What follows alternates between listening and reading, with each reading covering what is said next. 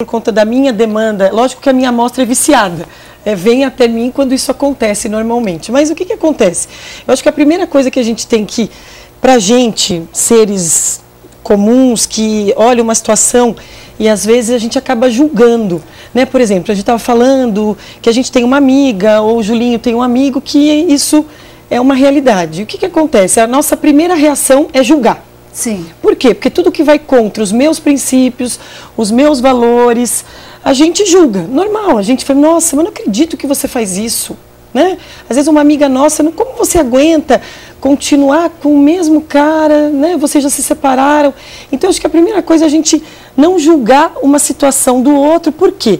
Até porque existem as justificativas ou as explicações para que isso aconteça. Cada um sabe onde aperta seu calo. Exatamente. Agora, uma coisa que a gente tem que ter clara é, quando a gente não escolhe, quando a gente não se posiciona com relação a uma decisão que a gente tomou, a vida escolhe por nós. Isso é um fato, né? À medida que eu não decido, alguém vai decidir por mim. Então, eu sempre falo que é melhor a gente decidir o que a gente quer. Quero estar casado? Vamos embora. Quero separar? Vamos se separar. Agora, se a gente não decide, agora, por que não decide, né? Eis a questão. Acho que é aí o que prende essas pessoas? Isso, Ju. O que prende? Falou bem, Ju. Existem vários fatores. Um são os filhos. Quando o casal tem filho, normalmente, o filho, ele acaba... A gente fica mais cauteloso. Quando a gente não tem filhos, a gente é mais corajoso para tomar algumas decisões, né? Ah, vou separar, vai você para o seu lado, eu para o meu. Agora, quando envolve filho, quando envolve grana, ou tem de mais, ou tem de menos, como assim? Quando você tem uma herança, quando você tem que dividir algumas coisas, aí... né, mexe no bolso do cidadão ou da cidadã, você, por comodidade, por todo um contexto que está inserido por trás, você permanece do jeito que está. Até você tomar uma decisão com o seu advogado, né, você fica temporariamente nessa situação. O duro é quando o temporário vira permanente. Eterno, né? Exatamente. E quando tem de menos, às vezes são 2 casas para sustentar. Isso, exatamente. Aí quando tem de menos, não tenho grana para sustentar 2 casas, 2 estruturas, porque a mulher não trabalha. Um dos motivos que a mulher às vezes se submete é quando ela não tem uma renda própria e ela acaba, infelizmente, não é nem culpa, infelizmente ela acaba cedendo porque ela ainda não sabe, ela fica insegura. Eu vou separar, e como é que eu vou viver? E aí passa a ser um comodismo. Entra numa zona de conforto. A viver na mesmice, tanto o homem como a mulher. É verdade. Entra nessa zona de conforto? Entra, muitas vezes entra. Não só na zona de conforto, mas na zona da insegurança. Passando a zona de conforto, vem a zona de ciúme. Muitos casais, a gente tem visto aí direto na imprensa, né, Julinho? Crimes passionais. Nós tivemos aqui na região 2 seguidos, São José e Bananal. É verdade. Os homens não se conformavam com a separação. O que aconteceu? Acabaram matando os filhos, tentando matar as mulheres, as ex-mulheres, etc. e tal. Quando perceber que esse relacionamento debaixo do mesmo teto, apesar do casal estar separado, pode se tornar um relacionamento perigoso. Primeiro a gente tem que avaliar se há um transtorno de conduta, de comportamento, só que é difícil a gente fazer um autodiagnóstico, né? Uma autoavaliação, até porque a gente se acha sempre normal, está tudo certo, todo sentimento é normal. Agora, algo importante, a gente, seres normais, né, é a gente avaliar nosso nível de insatisfação. Se eu começo a sentir muita raiva do meu cônjuge ou do meu ex-cônjuge, mas moro na mesma casa, eu sou agressiva, eu não tenho paciência com a pessoa, o meu nível de insatisfação começa a aumentar. Quanto maior o nível de insatisfação, maior a probabilidade de eu fazer alguma besteira. E se fez a primeira vez, vai fazer a segunda? Não necessariamente, porque não necessariamente. Agora, se a pessoa já tem uma tendência, se a pessoa tem um transtorno, aí sim, aí a tendência é fazer de novo. Agora, foi ali, algo pontual, né? Por exemplo, você está namorando tal, mas você ficou muito irritada, com muita raiva de algo pontual.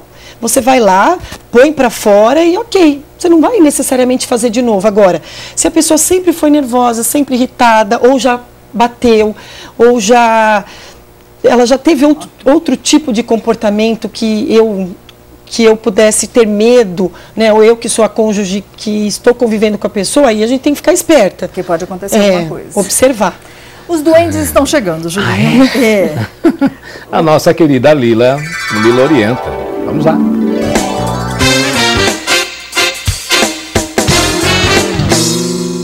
Oi, boa tarde. Hoje eu converso com a Ana Maria, que diz o seguinte: Lila, quero muito trabalhar como terapeuta, mas eu tenho encontrado muita dificuldade. Será que meus caminhos estão abertos? Ô, Ana Maria, nós vamos dar uma olhadinha aqui. Você que está em casa assistindo o programa, quer escrever para mim? Aproveita, lilaorienta@bol.com.br. Você escreve o seu e-mail, conta a sua história, faz sua pergunta. O tarô não adivinha, tá bom? O tarô vai te orientar. Vamos dar uma olhadinha aqui. Ô, Ana Maria, os caminhos estão todos abertos. Todos. Pode trabalhar como terapeuta, sim. Sabe o que está faltando? Está faltando organização. Está faltando planejamento. Planeje suas coisas, se organize, veja o que você tem que fazer dentro da sua área, veja o que você tem que organizar, espaço, pessoas que vão te ajudar ou não, móveis, tudo que você precisa e começa a trabalhar, amiga. Você tá com medo? Vai fundo, não tenha medo não, confie em você, tá bom? Um beijo grande para você, uma boa sorte, fique com Deus, tchau, tchau.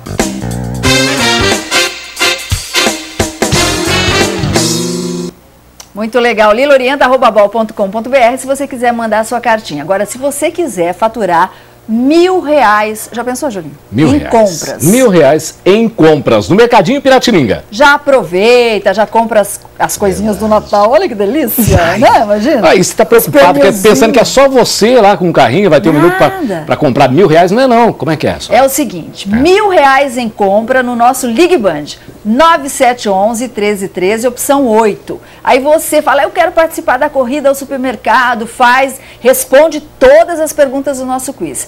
As 3 famílias que pontuarem mais vão participar da corrida que será ao vivo. Então, papai, mamãe e um filhinho, cada um com um carrinho. A família toda lá no supermercado. 3! Imagina que legal! 3 carrinhos lotados, a pessoa que se aproxima mais aos R$1.000 em compras para menos, 999, né? Leva na hora. Já compra tudo para o Natal. Legal, né? Presentão aqui do nosso Qual Falando Nisso. Qual é o número? E do Mercadinho Piratininga. 9711-1313, opção 8. Muito fácil. Estamos aqui batendo um papo com a doutora Fabiana sobre pessoas que já se separaram, mas continuam morando juntas. A questão dos filhos, como é que fica nesse relacionamento moderno? Sei lá, a gente não pode julgar. Eu acho que a gente, quando toma uma decisão como adulto, pai, mãe, a gente sempre tem que pensar em que consequências a curto, médio e longo prazo vai ter essa decisão. Ou a decisão de se separar, né, cada um morar no seu lugar, ou nesse caso, quando moram juntos, a gente saber que isso também tem uma consequência.